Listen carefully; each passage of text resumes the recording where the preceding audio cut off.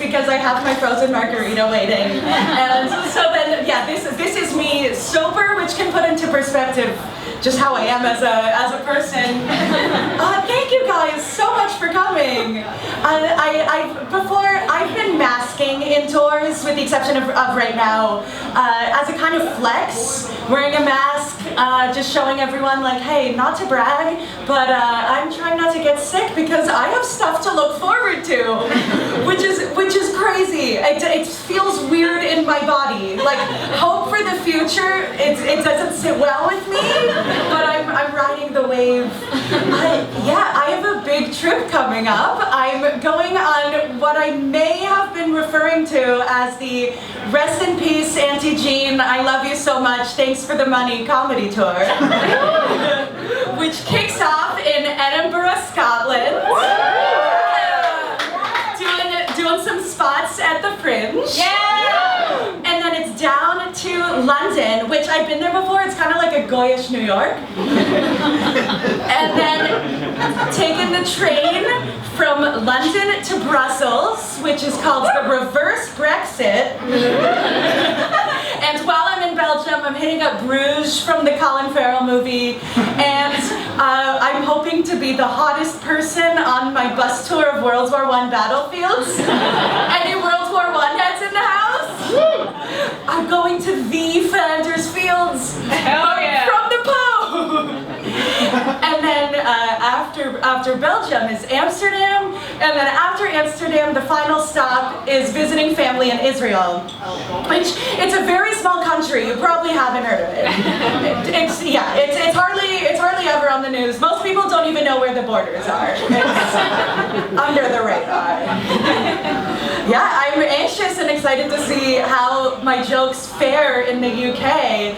Because I've been told that my comedy is very New York, which is of course a euphemism for Jewish. And I've been leaning into it. I've been running with it. Like seasons 1 and 2 of the pandemic, I did a lot of Zoom shows for synagogues.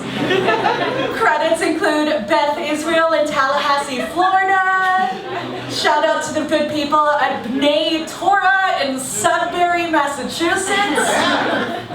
But yeah, I'm glad that I'm not at a synagogue right now because it means I could talk about something other than sex. Synagogue audiences love dick jokes. Like that's what a bris is.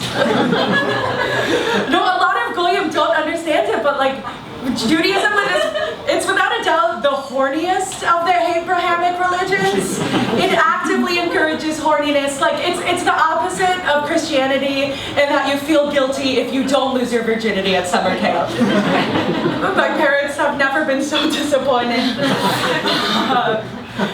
Oh man, okay, the other day I saw a homeless man on the street, and growing up we're taught like, oh, don't give money to homeless people, they'll use it to buy drugs.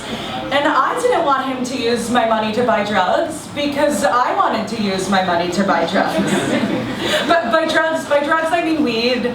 I smoke a lot of weed, but it doesn't really register with people because my baseline anxiety is so high that like indica-ified me is just like, okay, like a somewhat of a normal person. Like going from the anxiety levels of like your mom to your aunt. Yeah, anxiety is a big part of my life.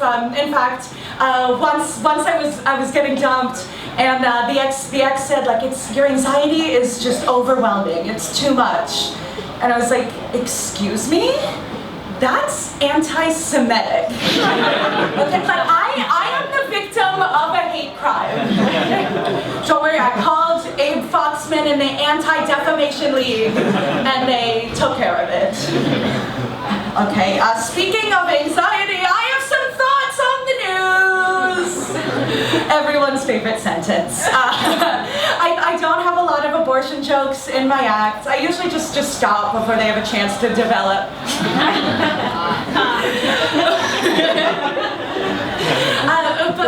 But yeah, I'm pro-choice because I'm not an idiot, and trust me, like I've thought it through. It's all very personal to me because I used to be a zygote. It's true. I was once a zygote and having had that experience, I can confirm that it's fine. I didn't feel a thing. And like a zygote is like a tumor. Like you gotta scoop it out before it gets any bigger. Like the bigger it gets, the more it can affect other systems. And just get rid of it right away. Yeah, I know I talk from a unique position of privilege. Like I am Canadian, so if and when the Republicans win the midterms and pass a federal abortion ban, then like I can always just go home and get it done when I'm home for one of the Jewish holidays. Like in fact, like I recommend it. Like Toronto, go see Niagara Falls, get an abortion, do it all in a day. And yeah, I was thinking of like starting a charity to donate my bedroom to women who need abortions, my childhood bedroom, like a sort of Airbnb abortion. I know, that joke is so stupid, and so is the debate. And another life hack, for the Jews in the room, woo, yeah, abortion is legal in Israel. So it's only a matter of time before Birthright starts offering trips to women who need abortions, called not Birthright. So I'm single. How's that transition? Yeah, I'm single and have the antibodies for shingles. Have them in grade 4. And yeah, I'm on the apps because it's the only way to meet people other than by being cast in a Spider-Man movie, which it has a 100% success rate. It's amazing. Yeah, the apps are an exciting way to meet some of the most boring people alive. Like, no, I find there's a trend of dudes on Bumble who identify as apolitical. Like apolitical being one word, not like apolitical genius or apolitical mastermind. No, it's apolitical.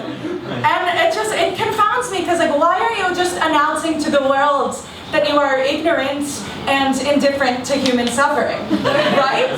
Like, and if you're ignorant and indifferent to human suffering, just admit that you're a conservative. Boom! Yeah! Nailed it! They will never be in power again. We did it. The power of jokes saved the republic once again. Oh man. I did meet a guy who didn't put apolitical in his profile, but just as bad. We were sitting at the bar, and he took out his phone and showed me his NFTs. I know. Like NFTs, like non-fungible tokens, not like nice fucking testicles or something. That would have been more explainable. But I'm not a gold digger. Like I will date a guy even if every single one of his tokens is fungible. If anything, like I'm kind of more impressed by fungible tokens than I am by non-fungible tokens.